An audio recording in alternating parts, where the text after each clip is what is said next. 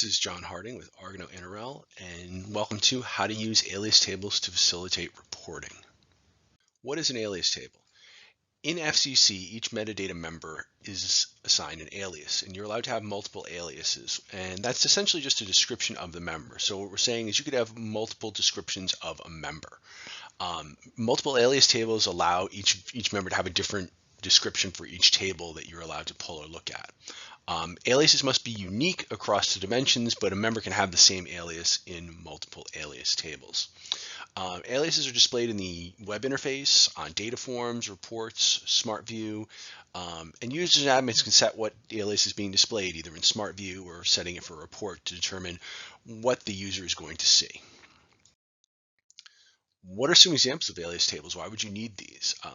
Well, the first thing that comes to mind is different languages. You'd have an English alias table, French, Spanish, so on and so forth.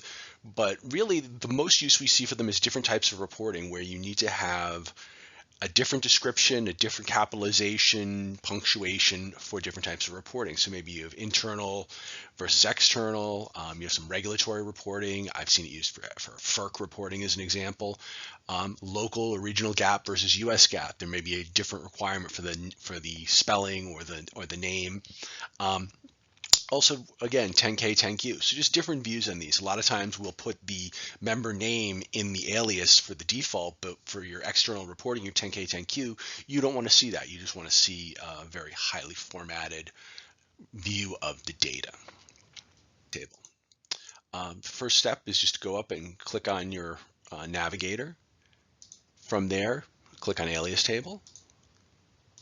Once you're in there, you can just click the plus sign, and it'll actually give it a name and give it a descriptive name. So in this case, we're going with external reporting, and we click OK.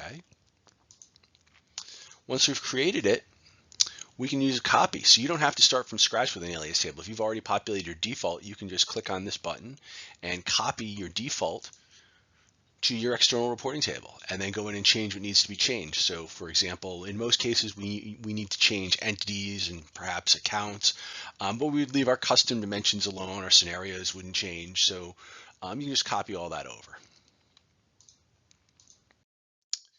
Here we are within the metadata editor, just showing the different aliases. So you can see here we have our member names, and we have our default alias table, our external reporting alias table, and our legal reporting alias table. And you'll notice here that entity D just has the same alias for all three of them, whereas the other ones we have different ones there.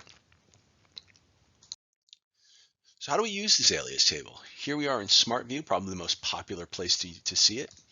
And if you come out within Smart View, you can see here we're looking at the default alias table.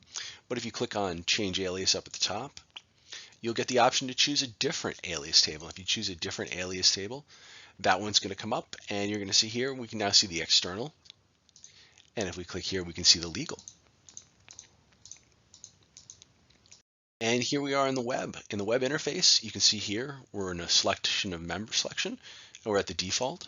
But if we come over to user preferences, the user can either change it themselves, or we can use the administrator setting, and they can pick which alias table they want. Here we are. We can see now they're looking at the legal one. Same view, just a different description for them. When you come into your reporting tools, such as narrative reporting, you can see right here that when the administrator is creating the report, they can tell which alias table they want to use, whether you want as default or reporting. That's going to be the one for that report. So you can have two reports. They can be identical, exactly the same, and all you do is just change the alias table view that it's looking at. One thing to note is the user can't change the alias table on a report when they're viewing the report. It needs to be done by the administrator.